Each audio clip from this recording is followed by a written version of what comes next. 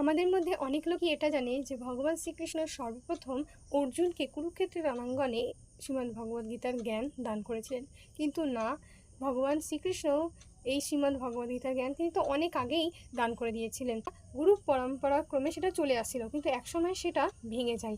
তাই ভগবান শ্রীকৃষ্ণ পুনরায় আবার তার প্রিয় সখা অর্জুনের মাধ্যমে এই জ্ঞানটা আবার দান করেন।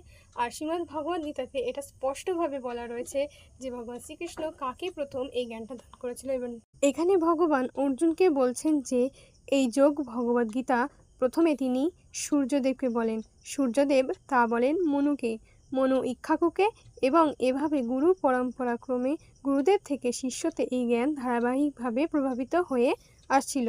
কিন্তু এক সময়ে এই পরম্পরা ছিন্ন হয়ে যাওয়ার ফলে আমরা এই জ্ঞান হারিয়ে ফেলি। তাই ভগবান কুরুক্ষেত্রের রণাঙ্গনে নিজে এসে আবার এই জ্ঞান অর্জুনের মাধ্যমে দান করলেন।